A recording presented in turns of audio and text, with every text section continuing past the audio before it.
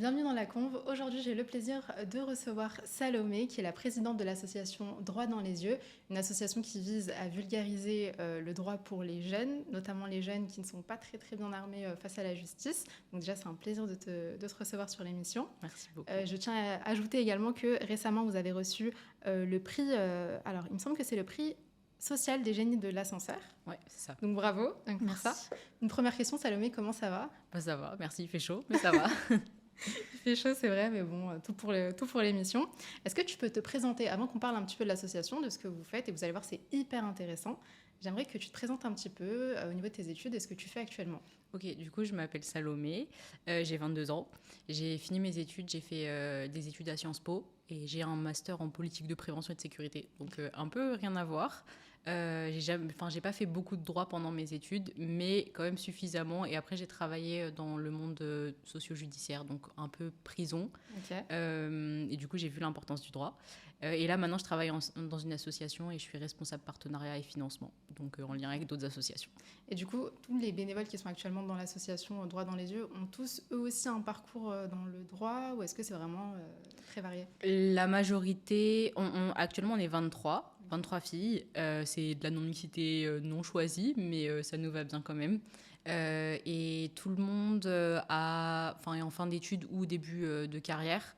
Et la plupart, elles ont fait du droit, effectivement, mais il y en a quand même qui ont fait d'autres parcours, donc soit de Sciences Po, soit de la communication, soit éducatrice spécialisée. Ok. Voilà, donc on a des parcours un peu divers. Ouais. Voilà. Donc, je trouve que c'est bien, du coup, ça permet vraiment d'avoir aussi peut-être des points de vue ou des ressources totalement différentes entre vous. Oui, Qui n'est c'est pas ça. tout le temps, en tout cas, les mêmes. Enfin, qu'il y ait des profils différents, je trouve que c'est toujours mieux. Oui, et puis par exemple, on rentrera plus dans le détail de ce Ouais. qu'on fait après, mais ça nous permet d'avoir des regards de personnes qui connaissent moins le droit, et du coup, est-ce que c'est accessible pour quelqu'un qui connaît moins le droit? Et quand on fait du lien avec des jeunes, est-ce que telle ou telle façon de faire est bien? Et voilà, ça c'est aussi l'avantage d'avoir des parcours différents et des Ouais. profils différents. Mais j'imagine bien. Est-ce que tu peux nous parler un petit peu de l'association? Comment est-ce que l'association a été créée et surtout dans quel contexte?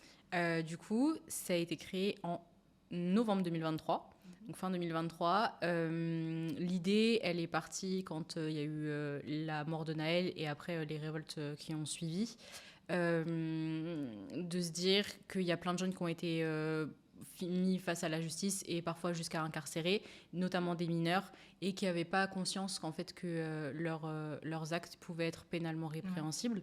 Et du coup, c'est en fait une méconnaissance du droit, notamment du droit pénal, mais plus largement du droit. Donc, moi, à ce moment-là, j'étais en stage dans une fédération socio-judiciaire. Donc, c'était vraiment la thématique qu'on traitait. En plus, j'étais sur les enfants et les adolescents. Ouais. Donc, vraiment au cœur de ce qu'on faisait au quotidien. Et du coup, cette idée de rendre accessible le droit à tout le monde.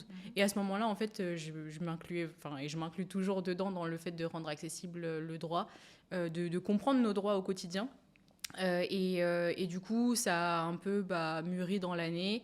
Et après, un jour, j'ai fait un tweet, parce que je suis une tweetos, j'avoue. Et il y a plein de filles qui se sont joints à l'idée. Et en fait, après, tout ensemble, on a fait mûrir ça. On était une petite dizaine au début. Et la plupart, elles sont toujours dans l'asso. Et voilà. Et après, on a décidé de se déclarer vraiment en association pour pouvoir ensuite faire du terrain. De base, on voulait vraiment faire du terrain. Ouais. Et finalement, en créant l'asso, on a commencer par des articles sur les réseaux, puis du terrain après, des ateliers. Mais c'est hyper intéressant d'ailleurs parce que ça fait 2 ans maintenant, depuis la mort de Naël. Donc en fait, on est en plein dans... Enfin, c'est un peu revenu au centre de l'actualité, on en reparle un petit peu. Est-ce que du coup, vous, au départ, quand vous avez commencé, il y a eu vous avez pu voir toute l'évolution de l'affaire Naël. Aujourd'hui, comment est-ce que vous percevez la chose vis-à-vis de cette affaire?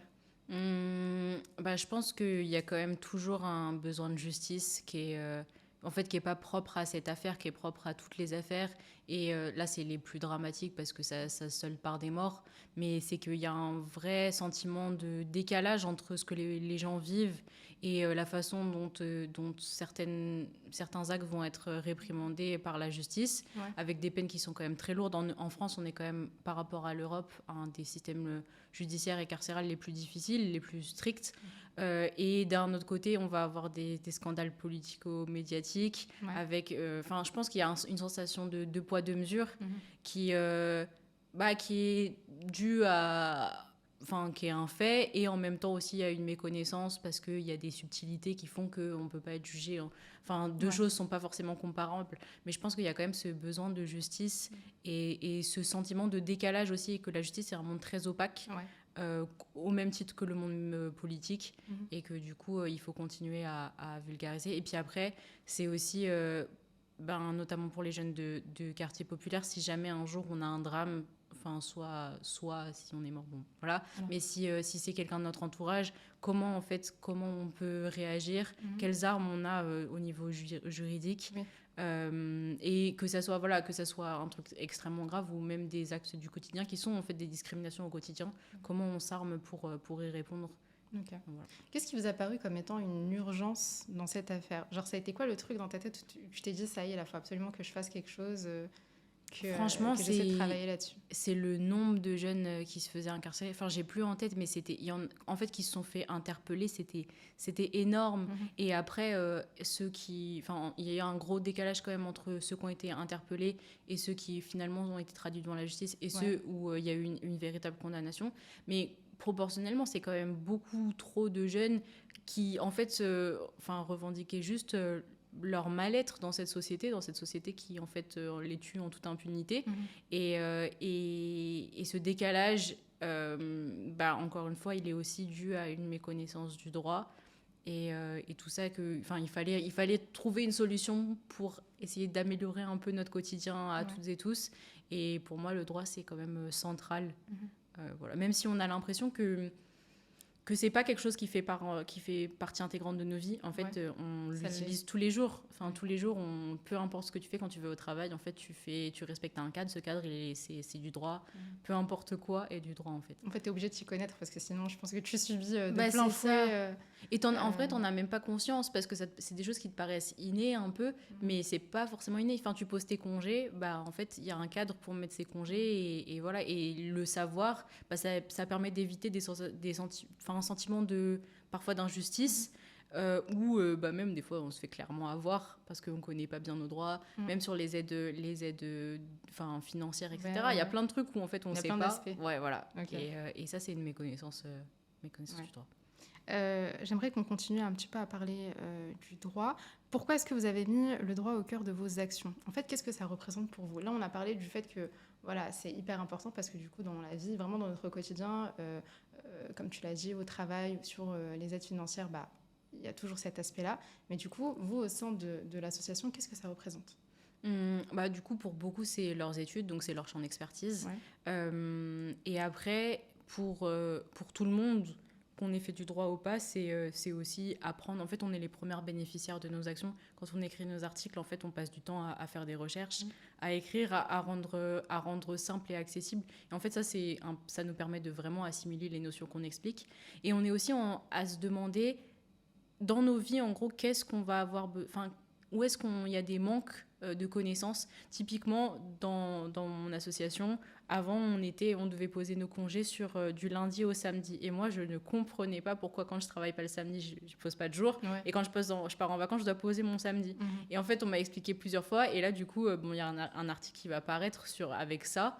Parce que c'est des trucs en fait, qu'on voit au quotidien. Et si t'as pas l'explication, t'es en mode pourquoi? Juste pourquoi? Et voilà. Et plein de petits trucs comme ça. Okay. Et c'est de se rendre compte vraiment dans ton quotidien où est-ce que tu manques d'informations et essayer de pallier à ça au mieux. Ouais. Mais moi, c'est un truc sur lequel je sais que je dois énormément travailler parce que je suis plus du genre à me dire bon, ok, c'est comme ça, je vais pas creuser. Alors que non, tu vois, faut creuser, faut essayer de se poser les bonnes questions. Après, on se dit aussi que le droit, c'est quand même une théorie, une discipline qui est très théorique. Et qu'on a bien conscience que tout le monde n'a pas envie d'apprendre ça, c'est normal, et en même temps il n'y a pas besoin que tout le monde soit expert en droit, mais avoir les clés sur ce qui te sert dans ta vie, c'est ça qui est important. En fait, du droit constitutionnel, parfois il y a des trucs en vrai dans ta vie t'en as pas besoin, que tu l'aies fait dans tes études, c'est très bien, mais tout le monde n'a pas besoin de savoir ça, et ça c'est pas du tout un problème, mais du coup c'est juste donner les manques et les besoins pour tout le monde. Et justement, pourquoi est-ce qu'en France, le droit, c'est aussi compliqué à comprendre? J'ai l'impression que c'est le seul pays, d'ailleurs, où c'est beaucoup plus complexe que d'autres. Tu me diras si c'est le cas ou pas. Je sais pas, je saurais pas comparer, mais je pense que... Je vois pas pourquoi ça serait pas plus compliqué autre part. Je pense que c'est pareil. Après... En fait, pour moi, comme toutes les structures qui encadrent l'État, c'est des trucs qui sont très bureaucratiques et du coup avec des mots qui sont compliqués, qui transmettent pas forcément des idées compliquées en soi, mais le vocabulaire il est particulier. C'est un monde vraiment très particulier, donc ça crée cette espèce de distance avec le reste de la population. Je pense que ça s'entretient aussi, cette espèce de volonté on est un peu à l'écart et c'est très bien comme ça fait une forme un peu d'élite. Voilà. Après, il y a, je pense, un manque au niveau de l'école. C'est qu'on n'apprend pas du tout. Maintenant, il me semble qu'en terminale, il y a une option droit, mais c'est une option. Et si on attend la terminale, ça fait quand même tard. C'est loin quand même. Voilà. Et je pense qu'il faudrait que, comme dans l'éducation civique et morale, qu'il y en ait un petit peu. Voilà, un petit peu, au moins des bases par-ci, par-là. Typiquement de droit du travail. En fait, quasiment tout le monde va travailler derrière. Juste, c'est un contrat de travail, qu'est-ce que c'est ça me paraît très essentiel. Et ça me paraît être la place de l'État que de faire ça, en fait. Oui. Nous, on existe, comme toutes les associations, on existe parce qu'il y a un manque de l'État, mais à terme... À la base, c'est peut-être l'éducation nationale qui devrait se pencher dessus et commencer à instaurer ça dans les classes. Mais c'est vrai que rien que le contrat de travail, moi, je ne vais pas vous mentir, il n'y a pas longtemps, j'ai utilisé ChatGPT pour pouvoir bien comprendre certaines lignes du contrat de travail. Donc, ça prouve à quel point il y a vraiment un manque c'est ça. Et puis, en soi, c'est des documents qui sont très longs et c'est normal que ça soit très long parce qu'en fait, ça te permet que si jamais il y a un problème, c'est écrit, mais savoir le lire. Et en fait, quand tu le signes, il faut le lire, il faut se forcer à le lire parce qu'en fait, c'est vraiment ce qui va encadrer toute ta vie professionnelle. Et c'est important de le lire, mais en même temps, effectivement, si t'as pas les ressources, c'est compliqué. Mais après, ça va pour tout. Si tu t'es victime d'une discrimination, quelle qu'elle soit, et en fait, tu tournes vers quoi ? Il y a quand même plein de dispositifs qui existent, mais il faut connaître ces dispositifs et faire un recours. En fait, tout le monde ne sait pas faire un recours et c'est normal. Mais au moins savoir où est-ce que tu peux avoir l'info et vers qui tu peux te tourner. Ça, c'est aussi pour ça qu'on s'est créé. C'est aussi notre volonté, c'est d'être un peu une première porte d'entrée dans le monde de la justice pour les jeunes.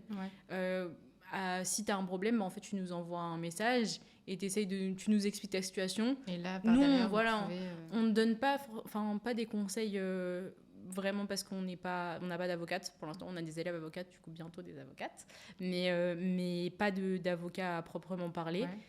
Du coup, on n'a pas les compétences pour donner des conseils, mais on peut réorienter vers les structures qui sont les plus adaptées, les avocats, des dispositifs qui sont gratuits aussi, parce que c'est tout ça pour les jeunes notamment qui sont importants.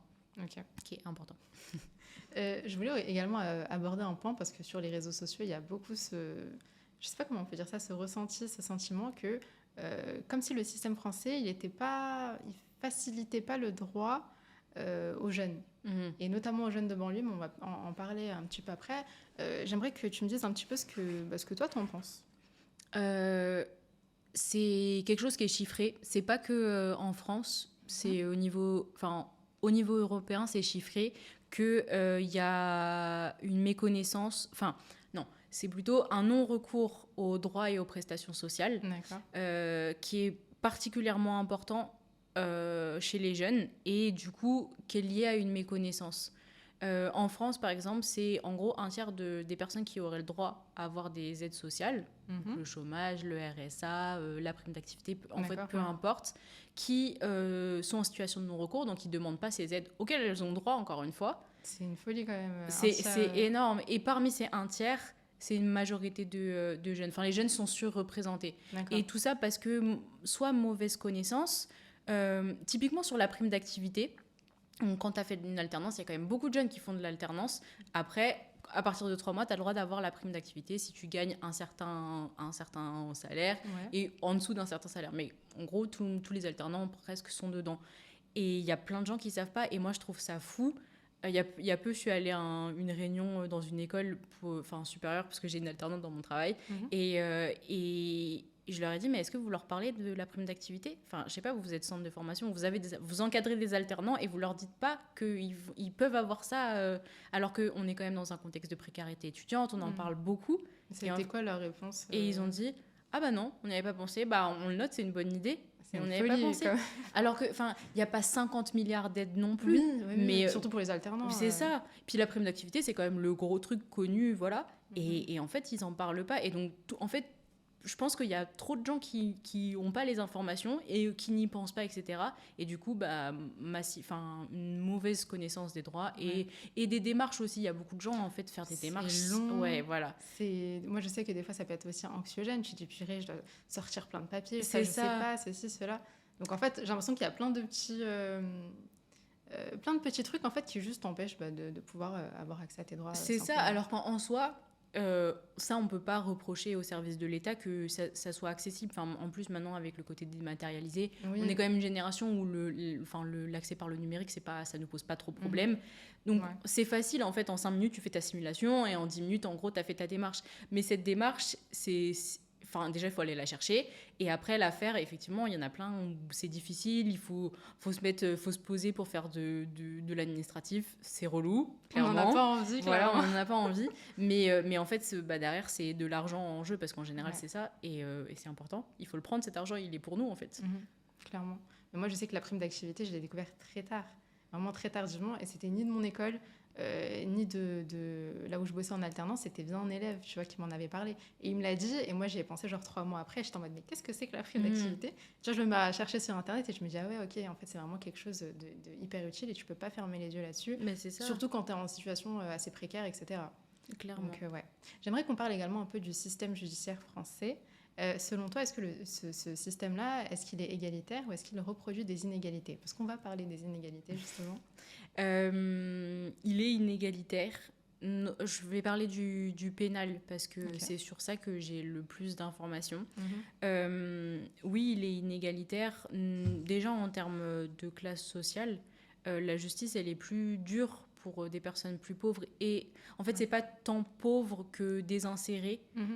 Et donc, c'est soit socialement, soit économiquement. Par exemple, quelqu'un qui n'a pas de travail, etc. Et en fait, c'est aussi dans l'autre sens, une personne qui est très insérée socialement, économiquement, les juges, ils vont avoir tendance à se reconnaître en eux parce que ça va être des gens plus ou moins du même profil. Et du coup, ils vont essayer de leur éviter ce qu'on appelle l'effet désocialisant de la détention. Et donc, c'est pour ça qu'on les incarcère moins que quelqu'un qui est très désinséré. Donc, il y a ce premier constat-là qui est pareil, qui est prouvé. Enfin, sociologiquement, il y a eu des études dessus sur le côté social et économique. C'est une folie. Je réalise pas du tout. Et en fait, ça peut être vraiment c'est des comparaisons avec cas similaires, mais juste les profils des personnes sont pas similaires. Et on se rend compte qu'en fait, c'est plus dur pour les plus pauvres. Et il n'y a pas encore trop d'études sur est-ce qu'il existe la même chose en termes de discrimination raciale, ethnico-raciale, parce que la réticence qu'a la France aux statistiques ethniques, etc. Mais il y avait quand même eu une étude au début des années 2000 qui disait que beaucoup de personnes qui étaient incarcérées avaient une origine étrangère ou des parents d'origine étrangère. D'accord. Donc, on peut en conclure que quand même, après, ça ne nous dit pas en termes ethniques, oui, mais ça dit pas tout, mais voilà, il y a quand même... donc oui, il y a des effets inégalitaires, même entre deux genres. Les peines contre les hommes sont plus dures que contre les femmes. Parce qu'on va avoir tendance à penser que les femmes, elles se sont faites manipuler. Ça, on l'a vu quand il y a eu les attentats. Sur des personnes qui étaient radicalisées, hommes comme femmes, et on avait tendance à dire que les femmes, elles étaient embrigadées, qu'elles n'avaient pas voulu, ou alors qu'elles avaient été, abusées, et que du coup, telle situation avait fait qu'elles avaient de la violence en elles, alors que les hommes, on ne va pas remettre en cause qu'ils aient de la violence en eux. C'est comme s'il y avait beaucoup plus d'empathie pour la femme que pour l'homme, alors qu'à cette heure-ci, que la femme, elle était peut-être même pas embrigadée. C'est ça. En fait, ils étaient tout autant convaincus les uns que les autres. Et du coup, il y a une perception qui est différente.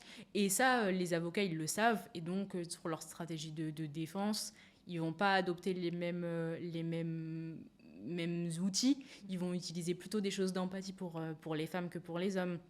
Parce que de toute façon, pour les hommes, ça marchera moins bien. Et voilà, tout ça fait que oui, il y a des inégalités. Après, en fait, les juges, ils ont beau avoir les outils juridiques qui sont les mêmes pour tout le monde.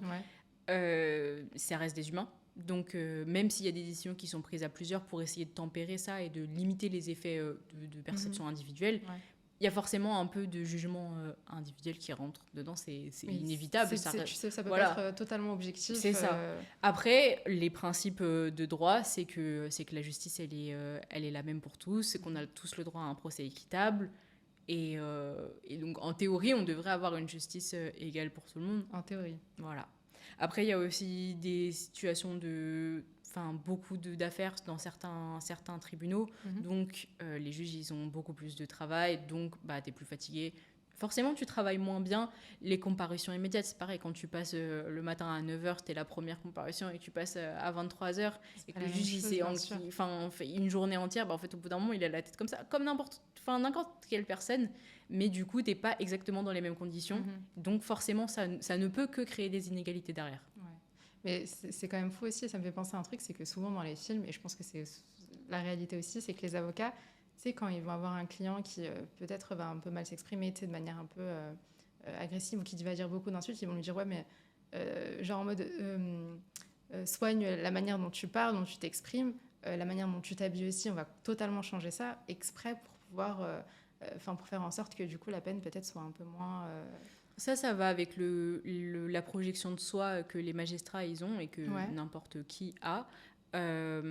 S'ils voient une personne typiquement sur le style vestimentaire, t'es habillé en sportswear, t'as une sacoche, t'as une casquette. En fait, ce qui va être les mêmes critères qui vont être ceux pour lesquels tu vas plus te faire contrôler, qui sont des critères hyper subjectifs, parce qu'en vrai, peu importe comment t'es habillé, tout ça va faire qu'il te catégorise dans telle partie de la population, et donc du coup t'es moins intégré, etc. Donc il faut être faut plus te mater, tu vois. Ouais, c'est ça. Et alors qu'en vrai ça veut rien dire. Voilà, et n'importe qui pourrait s'habiller de la même façon, mais c'est pour ça que les avocats ils essayent de lisser. Après, les avocats ils savent aussi comment le système il fonctionne, et leur objectif c'est que leurs clients ils prennent des peines les moins dures. Donc c'est aussi pour ça qu'ils proposent ça. Après, est-ce que du coup tu fais pas le jeu du système? On peut se poser la question, mais plus ou moins. voilà. Ouais. Comment est-ce qu'on explique que dans certains quartiers, notamment en banlieue, il y a énormément de jeunes qui ne connaissent pas forcément leurs droits, et donc du coup j'ai l'impression que ça crée une grosse différence entre ceux qui grandissent en banlieue, dans des quartiers assez défavorisés, et ceux qui grandissent dans des établissements qui sont vraiment favorisés, etc. Je pense que c'est pareil que pour tout, pareil que pour l'orientation. C'est dans en fait, en fonction du milieu dans lequel tu vis, tu as plus ou moins de capital social, culturel, économique, etc. Et donc, ton environnement proche, il est plus ou moins lui-même au courant, et donc à même de transmettre ces informations-là. C'est aussi en termes de services de l'État. Est-ce que tu as eu une scolarité avec des profs tout le long, avec des profs qui ont envie d'être là tout le long? Est-ce que, voilà, tout ça mis bout à bout, toutes ces inégalités en fait mises bout à bout font que tu vas moins connaître tes droits si tu es en quartier populaire, parce que tu es dans des zones où ça cumule les inégalités et les discriminations par rapport à d'autres endroits. Après, nous, en termes d'ateliers, on fait peu d'ateliers du coup dans des zones qui sont favorisées, parce que c'est pas l'objectif de l'association. Donc, on peut pas dire qu'on compare et du coup on voit des différences entre les uns et les autres. Bien sûr. On s'imagine bien qu'il y en a, mais on l'a pas, en tout cas, expérimenté nous toutes seules. Mais oui, c'est une différence qui est pour moi exactement la même que sur l'orientation. Pourquoi dans certains quartiers populaires, en fait, les jeunes, ils n'ont jamais entendu de parler des grandes écoles, alors que dans certains autres, en fait, voilà, depuis l'enfance, tu sais que tu vas faire Sciences Po et qu'après tu feras l'ENA et que c'est normal. C'est des écoles où, t'en as toujours entendu parler parce que ton oncle, ta tante, tes parents, ils ont fait ça, alors que dans d'autres, en fait, potentiellement, t'es le premier enfant qui va faire des études supérieures, et du coup, tu t'as pas ton entourage prof peut pas te parler de ça parce qu'ils le connaissent pas, en fait, tout simplement. Et après, comme sur le droit, l'école n'en parle pas du tout, tu n'as même pas cet apport qui peut arriver par l'école, par-ci, par-là. Et même dans tout l'environnement associatif qui est quand même très présent en banlieue, c'est aussi une discipline qui est très peu connue, le droit. Et nous, ça, on s'en rend compte parce qu'on fait beaucoup... Enfin, nos ateliers, en fait, on les fait en partenariat avec d'autres associations pour avoir des jeunes au local. Et à chaque fois, ce qu'on nous dit, tant les jeunes que les encadrants, qui sont en général aussi jeunes, mais moins, nous disent « Ah, bah, moi, je savais pas. Ah, j'ai appris ça. Ah, c'est trop bien parce qu'en fait, on nous en parle jamais. » Et du Donc, coup, même chez les ouais, voilà. intervenants, c'est pas le cas, en fait. Mais en vrai, dans Droit dans les yeux, c'est pareil. Quand, celles qu'on fait du droit, bon, elles en entendent, mais en fait, elles en entendent parler aussi dans le cadre de leurs études. Et du coup, tu le vois comme un objet d'étude, pas forcément comme quelque chose que tu incarnes vraiment. D'accord, ouais. Et c'est... J'ai oublié ce que je veux dire. Prends ton temps, t'inquiète. Oui, et du coup, enfin, ça, on se rend bien compte qu'il y a une méconnaissance du droit partout et toutes les générations, et que c'est pour ça qu'il faut qu'il y ait des initiatives comme la nôtre qui existent pour combler ce manque. Oui, mais je trouve que c'est intéressant quand même parce que il y a énormément de facteurs, et donc du coup là, il y a le facteur, il est ni présent à la maison ni au sein des parents. Même pas à l'école, enfin du coup ce facteur-là qui pourrait être extérieur, et le fait que tu appuies justement sur les autres associations, les intervenants, les personnes qui vraiment travaillent avec les jeunes, qui eux-mêmes sont pas assez informés, eux-mêmes ne connaissent pas certaines thématiques, et donc c'est là où tu te rends compte que vraiment c'est peut-être même plus qu'un manque en fait. Clairement. Et c'est sur tous les sujets. Enfin, après, il y a des choses que tu vas connaître par expérience. Typiquement, sur le rapport à la police, il y a des choses que tu sais parce que en fait, tu y es confronté régulièrement et que du coup, il y a des informations qui tournent. Voilà. Mais ça reste minime par rapport à ce qu'il faut savoir. Et après, il y a aussi une différence entre ce que le cadre légal prévoit et ce qui se passe dans la réalité. Et ça, on le sait bien, typiquement dans le rapport avec la police. La police municipale, elle n'a pas le droit de te faire un contrôle d'identité, c'est juste une vérification d'identité. En fait, quand ils sont en train de te faire le contrôle d'identité, tu vas pas faire le malin parce que déjà, potentiellement, il y a de la violence qui te plane autour. Ouais. Et si tu commences à faire le malin, à dire oui, mais en fait, c'est pas ça qui est écrit dans le droit, tu t'exposes à plus de violence. Et ça, on en a bien conscience et c'est quelque chose qu'on répète à chaque fois. C'est que nous, là, on vous donne le cadre légal, ce qui est prévu dans le cadre légal. C'est pour votre connaissance personnelle. On sait très bien que ça va se passer différemment dans la réalité, mais c'est aussi pour que vous vous rendiez compte quand ça se passe autrement dans la réalité, que là, on a bafoué vos droits et que du coup, vous pouvez faire des recours derrière. Parce qu'en fait, l'objectif aussi, c'est de chiffrer tous ces manquements aux droits pour que en fait, l'État n'ait plus le choix que de se rendre compte et derrière de faire quelque chose normalement. Parce qu'il y a des bafouements de droits et des discriminations qui sont perpétuées contre une partie de la population. Mais récemment, j'ai vu un tweet d'un mec qui racontait qu'il avait vécu justement une fouille et en fait, le policier avait décidé de regarder ses parties intimes. Et c'est dans les commentaires que les gens lui ont dit que c'était pas du tout normal et que c'était une agression sexuelle et qu'en aucun cas il avait le droit de faire ça. Et je me dis que c'est quand même fou qu'on en vienne à devoir raconter ce qui nous arrive sur les réseaux sociaux et que c'est les autres qui te disent qu'il y a un problème. Ouais, non, mais ça, c'est quelque chose qui est hyper fréquent, les agressions sexuelles pendant les contrôles d'identité. Il y en a plein. Et en fait, je pense que, typiquement comme ce gars-là, il se rend pas forcément compte. Enfin, il se rend compte qu'il y a un truc qui est pas normal. Oui, mais il l'écrit. Mais le fait de mettre le mot agression sexuelle dessus, et que du coup, c'est quelque chose de pénalement répréhensible. Après, ça implique un travail tu dois aller porter plainte, etc. Mais tu vas aller porter plainte auprès de la police. Voilà. Qu'est-ce qu'ils vont dire ? Voilà, qu'est-ce qu'ils vont dire ? Qu'est-ce qui va se passer derrière ? C'est un peu parole contre parole. Mais tout ça, en fait, c'est quand même... Si tu en as la capacité, c'est les trucs pour lesquels il faut faire des remontées, typiquement aux défenseurs des droits, où il n'y aura pas forcément quelque chose derrière d'entrepris, mais au moins, il y a des chiffres, au moins, ils te donnent des conseils et tout. Et c'est différent que de porter plainte et que la personne, après, elle passe en jugement, etc. Mais au moins, il y a des chiffres et ça essaie d'atténuer les discriminations au plus possible. Et ça, je pense que le défenseur des droits, c'est une institution qui n'est pas du tout assez connue, alors que c'est un peu l'institution qui pourrait réconcilier une grande partie de la population, je pense, avec la justice et avec l'État plus globalement. Et c'est très facile de les saisir. Enfin, tu vas en ligne. Nous, dans notre bio, on l'a sur Insta, le lien. Et t'expliques ce qui s'est passé. Et après, ils te recontactent, etc. Et tout ça, c'est gratuit. Ça peut être anonyme si besoin. Et en fait, c'est des institutions qui sont là pour les citoyens. Et c'est bien. C'est un peu des safe places, disons.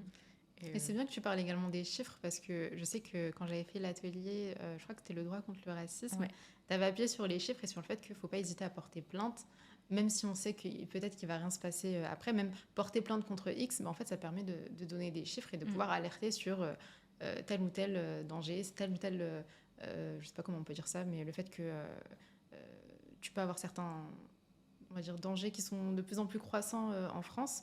Et moi, ça m'avait vraiment marqué. Je me suis dit, OK, il faut vraiment que je le garde en tête, ça. Bah, en fait, ça, c'est si tu en as la capacité, si ce que tu as vécu, c'est pas trop lourd, que en vrai, tu arrives à relativiser, etc.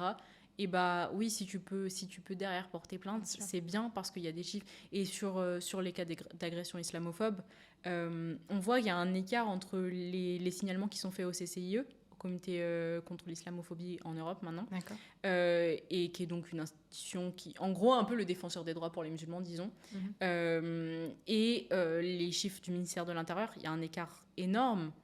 Et du coup, les ministères de l'Intérieur va dire oui, mais non, il n'y a pas d'augmentation de l'islamophobie, des actes islamophobes, enfin, ils disent racisme anti-musulman, parce qu'on ne voit pas plus de signalements. Mais en fait, enfin, je sais pas, demandons autour de nous qui aurait envie d'aller voir la police pour un acte islamophobe vécu. Pas grand monde, parce que aussi l'État véhicule cette islamophobie, etc. Et ça peut être le cas pour plein d'autres agressions. Et discrimination, mais du coup, ces chiffres-là, ils sont importants parce que ça montre des réalités et tu peux difficilement nier ces chiffres. Et surtout qu'on manque de chiffres, en fait, c'est surtout ça clairement. le problème. On en a pour certains trucs, très bien, mais il y a d'autres voilà. Okay. Notamment tout ce qui est en lien avec les discriminations raciales et ethniques, voilà, parce que du fait de notre rapport à ça et à l'universalisme, etc. Tout à l'heure, on parlait des jeunes. Pour un jeune qui ne connaît pas ses droits aujourd'hui en France, c'est quoi le plus gros danger ou les plus grands dangers ? Franchement, c'est de se faire avoir toute sa vie. C'est pas très joliment dit, mais c'est ça, c'est que si tu connais pas tes droits, c'est comme si, en fait, on te met dans une piscine, tu sais pas nager.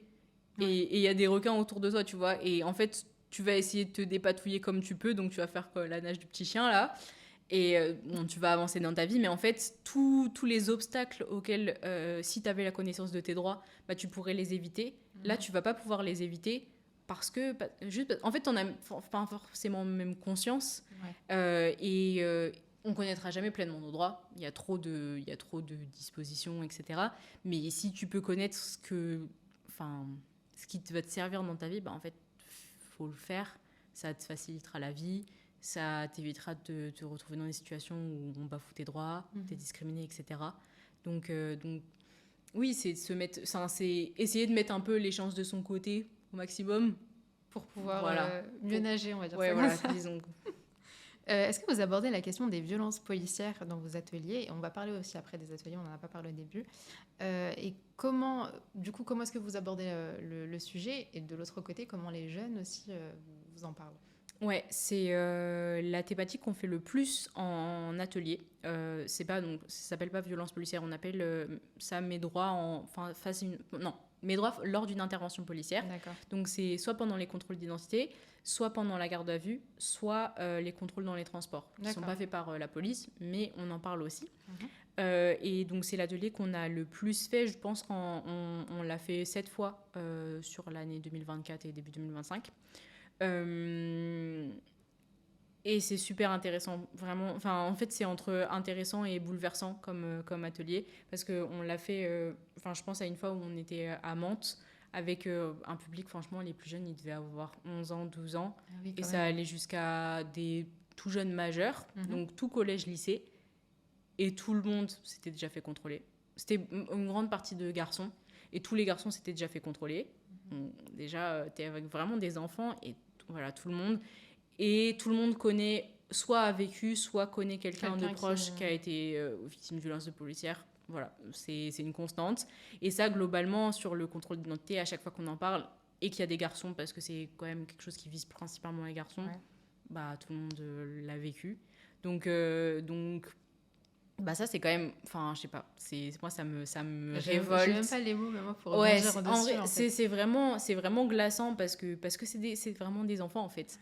Et du coup, dans cet atelier-là, on parle des violences policières et qu'est-ce qu'il faut faire si pendant, par exemple, ta garde à vue, tu subis des violences policières, à qui il faut en parler, à qui tu peux en parler, à quel moment, etc. Ouais. Mais ce que je te disais avant, c'est qu'en fait, on leur dit qu'il y a un décalage entre ce que nous, on leur explique et ce qu'eux, ils vont vivre. Et ils le savent bien, de toute façon, ce décalage. Mais que derrière, ça permettra de faire des signalements, etc. etc. Et moi, j'ai l'intime conviction que si plus les gens vont être armés en termes de connaissances juridiques et plus ils vont faire des signalements, moins en face ils vont pouvoir faire des abus. Parce qu'en fait, si tu attaques à chaque fois systématiquement en justice et qu'il y a des dommages et intérêts à payer, ils vont pas beaucoup moins se permettre en fait. C'est ça, à force. Après, on en est, le chemin il est encore vraiment très long. Il faudrait que ça soit systématiquement. Mais en fait, tout ça, c'est de l'argent. Et au bout d'un moment, ils vont en avoir marre de payer, comme n'importe qui. Et du coup, ça va s'arrêter. Mais avant, malheureusement, ça continuera. Il reste du chemin. Ouais. Ça. Et ça, c'est un peu horrible aussi à dire. Tu dis aux jeunes, oui, vous avez tel droit, vous avez tel droit. Mais on sait que dans la réalité, ça va pas se passer comme ça. On n'est pas naïf, vous n'êtes pas naïf non plus. Mais bon, on vous donne quand même ce qui devrait être. Et ce que vous partagez, du coup, ce jour-là, tous les outils que vous avez donnés aux jeunes, est-ce qu'ils en avaient connaissance ou pas du tout? Est-ce qu'ils découvraient, en fait? On commence quasiment tout le temps par est-ce qu'on est obligé de se balader avec sa carte d'identité en France? Au papier d'identité en France. En banlieue, tout le monde va dire bah oui. Parce que tout le monde se balade avec sa pièce d'identité. En fait, non. En France, t'es pas obligé. C'est pas une obligation. Sauf que si t'as pas... Et d'ailleurs, ça, quand tu poses la question dans un tout autre environnement, un environnement bien plus privilégié, etc., il y en a plein qui les ont pas. Quand ils vont partir en voyage, etc., là, ils vont avoir, parce que quand ils vont devoir présenter une pièce d'identité, ils le savent, ils vont avoir. Mais au quotidien, ils sont pas toujours. C'est que je viens d'apprendre quelque chose, là. Chez nous, en banlieue, tout le monde a sa carte d'identité tout le temps. Et depuis très jeune. Et en fait, c'est pas une obligation. Sauf que si tu te fais contrôler et que tu l'as pas, ils t'emmènent au poste pour faire une vérification d'identité. Et du coup, en fait, tu perds vachement de temps. Dans ta journée, déjà, un contrôle d'identité, tu perds du temps. Mais là, tu perds potentiellement des heures. Ça t'emmène à un autre endroit. Et après, ils te ramènent pas là où ils t'ont pris. Ils te laissent... Voilà. Et en fait, tout ça, c'est plus simple d'avoir ta carte d'identité carte d'identité ou ton passeport ou ton titre de séjour, peu importe quoi, sur toi, pour pas perdre de temps. Mais voilà, on commence toujours notre atelier comme ça. Ouais. C'est toujours à peu près la même réaction de « Ah, je savais pas ». Et après, il y a plein de trucs où ils n'ont pas forcément les nuances, ils vont avoir le cadre. Typiquement que la police municipale, elle n'a pas le droit de faire de contrôle d'identité. Ça, globalement, ils le savent, que c'est des prérogatives de la police nationale. Voilà, globalement, ça, oui. Sur les agents de la SNCF ou de la RATP, qu'ils n'ont pas le droit de te poursuivre si tu fraudes. Ils n'ont pas le droit de te poursuivre hors de la station. Ça, globalement, c'est des choses que les gens savent, mais il y a des subtilités qu'ils n'ont pas forcément. Et donc, en vrai, on est toujours ressortis d'ateliers avec des jeunes qui nous disent on a appris des choses. Ouais. Donc, tant mieux. J'aimerais qu'on parle également un peu d'islamophobie et de racisme, parce qu'il me semble que c'est des thématiques que vous traitez aussi. Est-ce que les jeunes se sentent concernés dans vos ateliers? Et si oui, est-ce qu'ils témoignent? Oui, quand même. Donc, on l'a fait une seule fois, l'atelier droit contre le racisme. La faute était là, qui faisait suite à notre conférence, notre deuxième conférence, du coup, le droit contre le racisme. Ouais. Et oui, là, dans ces espaces-là, les jeunes témoignent parce qu'ils en ont tous déjà subi ou été témoins ou dans leur entourage, et y compris sur l'islamophobie. Mais sur l'islamophobie, je dirais que c'est pas quelque chose qui nous est posé régulièrement comme question. En tout cas, pas quelque chose de notable, je dirais. C'est quoi les questions qui reviennent le plus, en tout cas, la thématique qui revient le plus? Le droit du travail.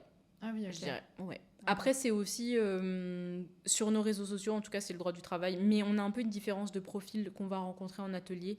En atelier, c'est plutôt des jeunes... non, c'est plutôt des enfants et des mineurs, donc collégiens, lycéens, surtout lycéens. Et sur les réseaux sociaux, comme nous, on est toutes étudiantes, les bulles d'algorithmes font qu'on est surtout suivi par des étudiants, et du coup potentiellement des gens qui commencent à travailler, et donc ils vont avoir des questions de droit du travail, et c'est quelque chose qui est quand même très opaque, le droit du travail, avec potentiellement souvent des discriminations et des abus, etc., notamment quand on est jeune.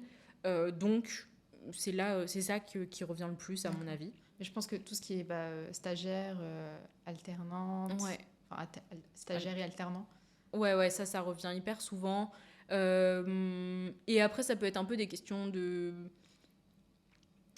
droit des affaires. Enfin, typiquement, on avait eu un cas de quelqu'un qui nous posait une question sur un garagiste malhonnête. Les fameux, on en parle tout le temps sur Twitter. Voilà. Et enfin, je sais pas, est-ce qu'il avait le droit de faire ça? Est-ce qu'il n'y a pas quelque chose pour faire en sorte qu'il répare vraiment ma voiture? Vous avez pu répondre?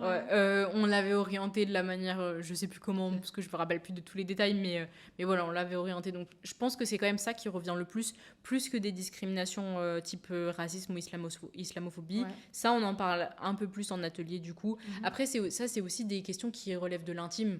À la différence du droit du travail, enfin, bon, tu dissocies un peu plus de ta personne, alors que là, c'est vraiment ta personne qui est visée. Du coup, c'est quand même... faut avoir un cadre qui soit favorable à en parler. Ouais. Et on essaye de faire attention à proposer ce cadre bienveillant-là pour que si les jeunes ont besoin d'en parler, ils puissent en parler. Ou pas. Et s'ils n'ont pas envie d'en parler, c'est pas grave, en fait. Vous n'allez pas les forcer. Voilà. Okay. Et ça, c'est pareil pour tout ce qui est violence policière, c'est que s'ils ont besoin d'en parler, ils en parlent. Il y en a aussi beaucoup qui disent oui, j'ai un ami qui a... Est-ce que c'est vraiment un ami ou est-ce que c'est eux? Et en fait, en vrai, peu importe. Je pense qu'il y en a beaucoup qui... beaucoup. En tout cas, c'est déjà arrivé qu'il y en a qui disent voilà, c'est pour quelqu'un d'autre. En vrai, c'était pour eux. Mais peu importe. Dans le fond, voilà, quand tu lui donnes après la réponse, elle est la même, peu importe qui t'es. Mais du coup, sur l'islamophobie, oui, là, ce jour-là, on en a quand même un peu parlé. Mais c'est pas forcément quelque chose qu'on traite beaucoup. Parce que aussi, juridiquement, c'est des nouvelles notions. Ouais. Et que c'est compliqué. La France, encore. Elle est quand même un peu... réfractaire à traiter ça, même le fait de rajouter le caractère raciste comme circonstance aggravante, c'est pas toujours le cas et du coup c'est un peu difficile d'avoir des réponses juridiques à ça. D'accord. Si ce n'est d'orienter les gens vers le défenseur des droits et ou le CCIE pour quand c'est l'islamophobie. J'aimerais qu'on parle un petit peu aussi de vos ateliers parce qu'il y a un petit exercice que je trouve assez pas mal que j'avais fait la dernière fois. J'avais beaucoup aimé parce que ça te permet vraiment de mieux comprendre les choses. Il me semble que tu as ramené avec toi des petites, des cartes avec des personnages. Voilà. Donc, est-ce que tu peux nous expliquer un petit peu comment est-ce que ça se déroule et à quoi sert cet exercice? Parce que moi, j'ai pas envie de vous spoiler. Ouais, du coup, donc, celui-là, on l'a fait dans le cadre de l'atelier sur le racisme. On a plein de personnages, je sais pas, il doit y en avoir une trentaine. Et donc, on leur donne un nom, on leur donne un âge et on donne leur nationalité, d'origine, confession, où est-ce qu'ils vivent et leur métier. Et après, en fait, on met tout le monde en ligne. Ça s'appelle, souvent, on l'appelle le jeu de l'égalité de l'échange, mais il peut avoir d'autres noms. Ouais. Et l'animateur, il va donner des consignes et il dit, typiquement, avance si t'as jamais été discriminé à l'emploi. Ok, t'avances. Et en fait, on peut le faire dans ce sens-là, ou recul, ou avance si t'as été victime de discrimination, peu importe dans quel sens ça marche, voilà. Ouais. Et l'objectif, c'est de voir les différences et les inégalités, du coup, des chances, et là, en l'occurrence, sur le racisme. Et après, en fait, quand on n'a plus de questions ou quand on peut plus avancer, parce qu'il y en a qui se retrouvent toujours face au mur, de voir pourquoi tel ou tel personnage a le plus avancé. Ce jeu-là, en fait, on pourrait très bien le faire avec nos vies, mais c'est quand même violent. Ouais. Surtout quand tu as des groupes avec des grandes disparités sociales et de discrimination, ça peut être hyper violent dans les deux sens. Donc là, le fait d'avoir des personnages, ça neutralise un peu. Là, typiquement, le premier qui vient, c'est Émile, il a 21 ans, il est de nationalité française, donc tout ce qui est discrimination par rapport à la nationalité, la citoyenneté, ça, il va pas avoir parce qu'il l'a. Il est d'origine tunisienne, il est de confession juive, il vit à Marseille et il est ingénieur. Mais voilà, on en a plein, on a des hommes, des femmes de tout âge. Ouais. Et on l'avait fait aussi avec des collégiens sur le droit des enfants, avec des enfants. Et pareil, on prenait des gens de partout dans le monde et dès qu'ils étaient en zone de guerre ou qu'ils étaient réfugiés ou etc., eux, en fait, ils étaient vraiment le nez dans le mur, voire derrière le mur parce qu'ils cumulaient les manquements aux droits des enfants plus. Et à côté, tu avais des enfants qui sont dans des environnements qui sont hyper privilégiés et qui, du coup, n'avançaient quasiment pas. Et c'est hyper intéressant comme jeu. C'est pas le seul jeu qu'on fait, celui-là. En l'occurrence, on l'a fait dans le cadre de l'atelier contre le racisme. Il y en a d'autres, pardon. Est-ce qu'il y en a qui sont un peu confus? Par exemple, tu vas leur poser une question et du coup, ils sont peut-être face à un personnage qui est totalement le contraire de leur personne et tout. Et du coup, ils sont confus, ils savent pas s'ils doivent avancer ou...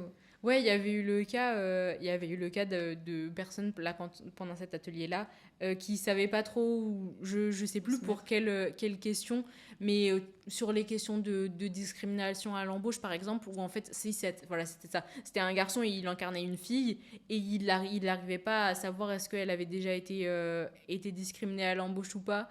Et après, en vrai, ça, c'est de la perception. Enfin, en vrai, on donne 5 informations. Après, c'est à toi de te voilà, c'est ça.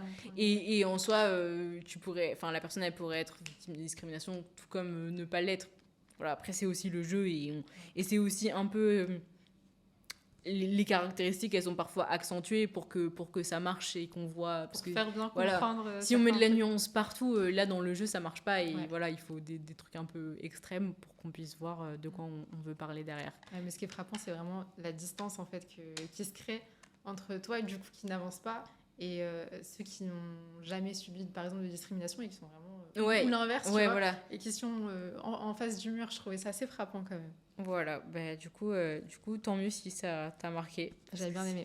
C'est que ça marche bien. Et c'est quoi les autres petites on va dire, animations que on fait souvent des caouts et avec des questions soit en fin d'atelier, typiquement sur le droit, les interventions policières, on fait un récap et le caout, ça permet aussi de stimuler l'esprit de compétition, donc tout le monde est à fond. Et là récemment on a fait à l'anniversaire du média Kissas un jeu avec des questions est-ce que c'est légal ou est-ce que c'est pas légal, et on se basait principalement sur des paroles de rap. Qu'est-ce qu'il y avait cache la peu avant la douane et quand il dit il te fouille, il te met à poil. Est-ce que ça c'est légal, est-ce que c'est pas légal dans le cadre d'une fouille? C'était quoi la majorité des réponses à cette c'était entre deux. Et en fait, effectivement, c'est entre deux en fonction de le cadre dans lequel ça va se passer. Où ils peuvent te fouiller intégralement, mais pas tout le temps. Il faut que ce soit à l'abri des regards, etc. Mais voilà, en fait, on essaye de prendre des références à de la culture populaire. On met des mèmes dans nos articles, on prend du rap, parce que c'est aussi comme ça que en fait, les gens retiennent, parce que c'est un peu en décalé et que ça fait appel à des choses qu'ils connaissent bien. Donc voilà, ça nous demande du travail, parce qu'il faut réfléchir à ce que dans ton habitude et l'analyser, mais c'est ça, c'est faire le lien entre les deux. Ouais, c'est ça. Mais je trouve ça hyper intéressant. Donc, il y a ces petits exercices que vous proposez sur vos ateliers, et par quel autre moyen, du coup, vous arrivez à faire comprendre le droit français? En atelier, tu parles de manière générale, en fait, juste avec l'association, parce que je sais que vous êtes présent sur les réseaux sociaux. Ouais. Donc peut-être les différents trucs qu'on pourrait sur les réseaux. Ouais, sur les réseaux, c'est notre plus grosse activité, c'est les articles qu'on rédige et qu'on poste en gros 2 fois par semaine. C'est des articles thématiques. Donc, mes droits dans telle situation. Tout à l'heure, on parlait de la prise de congé. Donc, ça, c'est une exclue. Il va bientôt sortir. On en a sur demander à l'ERSA, dans quel cas on peut demander. Quand tu es locataire, quand tu es en alternance, après, face à la police. Voilà, on essaye de toucher le plus large possible, les domaines les plus larges possibles. On a aussi fait du décryptage d'actualité, notamment de droit international, par rapport à la Palestine, quand il y avait la saisine de Cour pénale internationale par l'Afrique du Sud, par exemple. Qu'est-ce qui se joue? Quand il y a eu la dissolution l'année dernière, qu'est-ce qui se joue aussi? Pourquoi le droit de vote? Voilà, on fait vraiment large. Et d'ailleurs, on est hyper preneuse quand si quelqu'un a besoin d'informations, de nouvelles thématiques pour des articles, parce que ce que je disais au début, c'est que nous on le fait au quotidien, on se dit là dans telle situation il me manquait des connaissances, donc je vais écrire un article dessus, mais des fois on est un peu à court d'idées, même si je pense qu'on n'aura jamais tout traité parce que c'est interminable, mais voilà. Mais même ça, Pardon, je te laisse continuer. non, non, Non, je vas-y, disais que vas-y. ça jouait pas mal aussi avec l'actualité, parce que j'ai l'impression que des fois, vous rebondissez pas mal avec. Ouais, Il y avait eu un article notamment sur les OQTF, oui, et je crois que c'était tombé à un moment où on en parlait beaucoup avec Retailleau, l'Algérie, etc. ouais, exactement. Et donc, c'est pour ça que c'est aussi très intéressant de les suivre, parce qu'en fait, au final, tu finis par être au courant de ce qui se passe en France, en fait. Ouais, on essaye de coller au plus à l'actualité. Après, ça, c'est hyper difficile parce que les articles, ça prend quand même un peu de temps à écrire, puis à C'est du mettre en travail. page, etc. Et en fait, les actualités, enfin, ça va tellement vite que tu as 2 jours de retard et en fait, ça y est, t'es plus en lien avec l'actualité. Donc, on essaye de faire au mieux sur ça. Et des fois, on poste un peu en décalé et voilà, c'est comme ça. Mais ouais, on essaie de réagir au plus à l'actualité pour que les jeunes puissent comprendre ce qui se joue autour d'eux. D'accord. En fait. Donc, on a les réseaux sociaux, les ateliers, vous avez fait des conférences Ouais, également. Il y en a c'est eu ça. une grosse il n'y a pas longtemps, je sais plus c'était quand. On en a fait une en avril, fin avril, et la première c'était en janvier. La première, elle était sur droit et engagement, donc on faisait venir des professionnels du droit, soit des juristes, soit des avocats, qui sont engagés et qui mettent leurs compétences professionnelles au service de leur engagement. D'accord. Donc ça peut être soit auprès des personnes exilées, soit pour l'environnement. On avait le coordinateur de la marche, non, de l'affaire contre du siècle sur le climat Ouais. de chez Greenpeace et sur la question de la prise en compte des troubles psychiatriques dans le procès pénal. Ok, ça c'est trop intéressant. C'est un truc hyper engluant parce que ça reste un peu un sujet de niche, Ouais. mais c'est quelque chose dont on parle très peu et qui demande des ajustements. Enfin, clairement, pendant les procès pénaux, il y a besoin d'ajustements. Du coup, toutes ces thématiques-là, ça c'était pendant notre première conférence, et la deuxième sur le droit contre le racisme, avec quelqu'un du défenseur des droits, quelqu'un qui était une journaliste, un doctorant et enseignant, et un avocat. D'accord. Non, et 3 avocates en fait, sur la deuxième de table ronde, oui, non, la troisième, Ok. voilà. Et là, c'était échangé sur est-ce que, en gros, le droit véhicule du racisme et un outil aussi pour faire des oppressions racistes, ou au contraire, de limiter les effets de ces discriminations-là. Et après, en tant qu'avocat, en tant qu'avocat racisé, est-ce que il y a du racisme dans le monde de la justice, etc. Franchement, les deux, ils étaient hyper bien. On a réussi à avoir vachement de monde. La deuxième, on était presque à 100 personnes, donc c'était trop bien. C'est énorme. Ouais.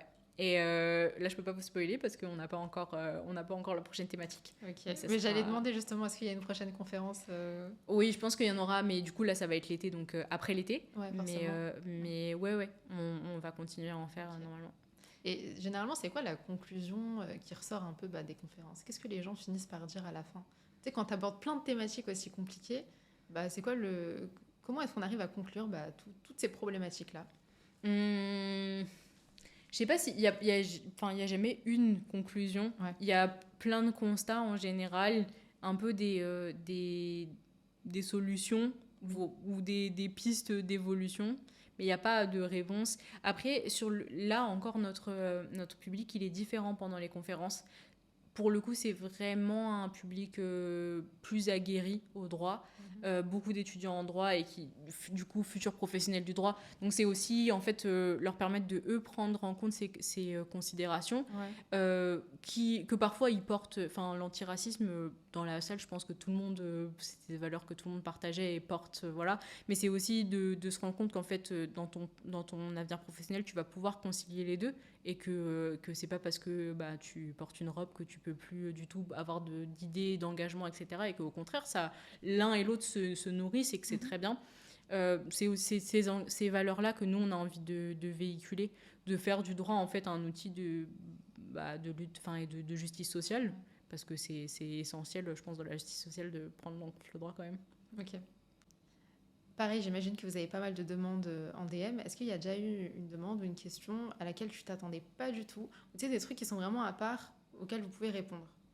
On a eu un cas, et ça, trigger warning question sur des agressions sexuelles. Et ça, en fait, on l'a eu un cas en DM et un cas en vrai pendant un atelier, à la fin d'un atelier. C'est quand même archi déroutant. Comment vous faites pour... Là, en atelier, elles ont trop géré. C'était deux des cofondatrices. Elles ont trop géré et elles ont su orienter la personne vers des structures qui sauraient l'écouter et qui sauraient la prendre en charge de la meilleure des manières. Et en réponse, en DM, en fait, on s'est concerté, pareil, pour essayer d'orienter vers un avocat. Mais en fait, surtout ces sujets-là, ce que je te disais tout à l'heure, c'est qu'on ne peut pas, nous, se prononcer parce qu'on n'a pas les compétences et les qualifications pour. Mais ça, c'est quelque chose qu'il faudra qu'on travaille en interne et qu'on a déjà abordé, c'est nous aussi nous former parce que c'est des questions qui sont hyper violentes et il faut savoir les entendre et pouvoir réagir sans que ça fasse du mal côté bénévole. C'est pas du tout le but. Et en plus, c'est des trucs qui nous tombent un peu dessus, alors qui n'avaient aucun lien. Préparé, en fait. C'est ça. Ouais. C'est pas comme si tu étais en train de faire un atelier de sensibilisation au VSS, par exemple, où là, c'est en lien et du coup, tu peux t'attendre. Là, c'est des trucs qui n'avaient aucun lien. Et je pense que c'est ça qui était le plus déroutant. C'est pas vraiment le déroutant, le terme, mais c'est quelque chose auquel on s'attendait pas. C'est surprenant, ouais. Et il faut... en fait, c'est hyper délicat parce qu'il faut orienter la personne sensiblement, voilà. Et pas l'envoyer dans quelque chose où ça va être encore pire et ça va lui rajouter de la violence. Voilà. Et ça montre justement qu'il y a encore beaucoup de travail, il y a plein de thématiques à aborder, etc. Et donc en fait, je pense qu'on n'en finira jamais, Ouais, clairement. Et après, en même temps, on se dit c'est trop bien que des jeunes aient ce réflexe-là de se tourner vers nous, parce que c'est vraiment pour ça aussi qu'on existe. C'est d'être un premier pas vers la justice. Toi, t'as ta situation, t'es démuni et tu sais pas vers qui te tourner. En fait, nous, on va pouvoir après t'orienter vers, en fonction de là où tu habites, etc. Donc sur ça, c'est très bien. Et on en est honoré parce que c'est aussi que des gens nous font confiance, donc trop bien. Et en vrai, on dit les jeunes parce que nous-mêmes, on est jeunes et qu'on croit voilà. Puis le fait de mobiliser des références de culture populaire et des références, on va avoir les mêmes références et que du coup on sait que ça va parler, etc. Mais en soi, des personnes, nos parents typiquement pourraient venir nous demander et de toute façon les droits ils sont les mêmes. La seule différence elle va être sur est-ce que tu as la nationalité, est-ce que tu l'as pas, et après est-ce que tu es mineur, est-ce que tu es majeur, mais globalement après les droits sont les mêmes pour tout le monde. Et je sais que mon père il a déjà assisté avec un pote à lui à l'atelier à Mende justement. Sur les violences policières et même si c'était pas les références, c'était pas les références de leur génération, après comme ils ont des enfants, du coup nous ils voyaient quand même de quoi on parlait et ils ont appris des trucs aussi. Et de en fait ça touche tout le monde, c'est ça. Et ce qu'ils nous ont dit à la fin, c'est si nous on avait eu ça à l'époque, ça aurait été bien. C'est pas pareil. Et après ça c'est aussi un peu affolant parce que ça veut dire que des problématiques qu'il y avait il y a 30 ans, en fait on est toujours dans les mêmes problématiques, dans le rapport à la police, mais dans plein d'autres trucs, c'est toujours sur les mêmes problématiques, quoi. Et j'espère que ça changera, mais... J'espère aussi. On arrive bientôt à la fin de cette émission et il me reste 2 petites questions à poser à Salomé. La première, c'est aujourd'hui, qu'est-ce qui manque le plus en France pour faire comprendre le droit aux jeunes ? L'accessibilité, c'est vraiment si les informations elles arrivaient aux gens sans qu'ils aient besoin de faire des recherches pour les avoir, ils les apprendraient à force de lire à droite à gauche, ça rentre et là ils auraient chacun aurait la pleine connaissance de ses droits. Mais c'est vraiment cet écart entre l'information elle existe, elle est accessible, mais comme il faut aller la chercher, la démarche elle n'est pas faite. Il faut que les informations arrivent jusqu'à tout le monde et c'est ça qui manque. C'est ça le plus gros challenge. Dernière question, est-ce que tu as des petits conseils à nous donner si on souhaite mieux connaître le droit français ? D'abord, suivre droit dans les yeux sur les réseaux. Et après, en vrai, maintenant, sur les réseaux, il y a quand même plein d'influenceurs. Sur TikTok, il y a plein d'influenceurs juridiques qui en parlent. Et sinon, sur le défenseur des droits, là, c'est là où vous allez pouvoir avoir plein d'infos et les saisir si vous avez besoin. Ouais, je pense que c'est ça, pour avoir connaissance de ses droits. Il ne faut jamais être dans une situation où tu dis, là, je sens que je ne connais pas et pas chercher. Parce faut creuser, que, en ouais, fait. il faut creuser. Même si c'est compliqué, quitte à venir demander, quitte à venir nous demander, mais il faut creuser parce que si tu sens il y a un truc où tu connais pas pleinement, tu vas te faire avoir. Tu Ouais. vas simplement te faire avoir et c'est dommage. Donc voilà. Vaut mieux essayer de sortir un petit peu de sa zone de confort Ouais, et clairement. se mettre à creuser pour s'en sortir, quoi. Comme tu as dit, faut apprendre à nager, en fait. Clairement. Est-ce que tu as un petit mot à partager avant qu'on termine cette émission? Bah, merci beaucoup de De rien. m'avoir reçu. Merci d'avoir accepté déjà. Et j'espère qu'on va continuer à faire plein d'ateliers, que vous viendrez tous en atelier. Bah, j'espère. Et que vous allez tous suivre droit dans les yeux. Et non, et que surtout à terme, on n'aura plus besoin d'exister parce que tout le monde connaîtra ses droits dès l'enfance en fait. Ouais, c'est l'objectif final. Ouais, c'est l'objectif final. Bah, écoute, merci beaucoup Salomé d'avoir accepté de faire cette émission avec moi. Si l'émission vous a plu, n'hésitez pas à la partager sur vos réseaux sociaux, à mettre un pouce bleu, un commentaire, essayer de booster un petit peu l'algorithme. Voilà. Et je vous invite à rejoindre Droit dans les yeux sur leurs réseaux sociaux. Pardon. Vous aurez tout dans la description. Donc voilà, les comptes Instagram, Twitter, etc. Tout ce dont vous avez besoin. Et je vous dis à très vite pour une nouvelle émission. Salut! Merci.